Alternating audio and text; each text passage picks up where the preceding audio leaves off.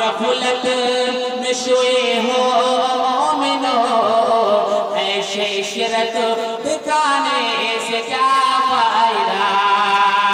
ख्वाब गफलत में सोए हो मुसलमानों, ऐसे शिरक ठिकाने से क्या फायदा। उठो रब को याद करो, उठो रब को याद करो, उम्र यूं ही गंवाने से क्या फायदा। उम्र यूं ही गंवाने से क्या फायदा। जब जवानी ढल जाएगा तो पछताएगा, ऐसे रोने रुलाने से क्या फायदा।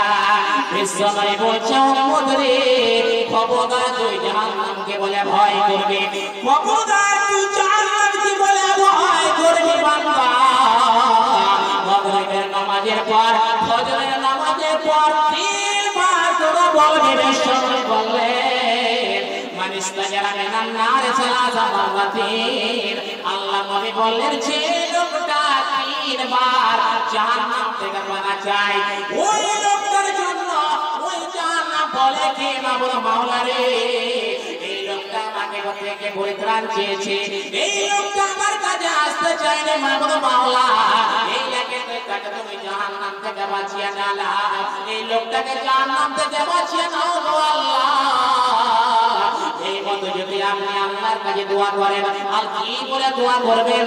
আল্লাহুম্মা আদখিলহুল জান্নাহ সালাসা মাররাতিন। বিশ্বনবী বলেছেন ওই লোকটা যদি 3 বার বলে, তাইলে ওই লোকটা জান্নাতে চলে যাবে। ওই লোকটা ওই জন্মতার জন্য দোয়া করবে, কার জন্য? জান্নাতটা দোয়া করবে কার জন্য? ওই লোকটার জন্য মাবুদ মাওলা রে, এই লোকটা আমার কাছে আসতে চায়, এই লোকটা জান্নাতে যায় আসতে চায় মাবুদ মাওলা, এই লোকটাকে তুমি জান্নাত দিবে না। আমার দয়ার নবী রে তুমি কোথায় রইলা রে, ওই আমার প্রাণের নবী রে তুমি কোথায় রইলা রে।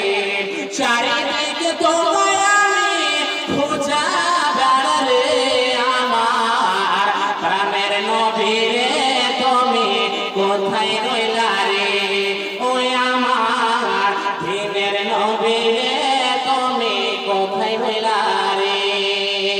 বন্ধু আমার কিন্তু জাহান্নাম কি বলে ভয় আমরা করি না, করি না, করি না। জাহান্নাম এমন একটি জায়গা বন্ধু রে, জাহান্নাম সম্পর্কে যখন আয়াত অবতীর্ণ হয়ে গেল, বিশ্বনবী তার সমস্ত কাফেরদেরকে তার গোষ্ঠী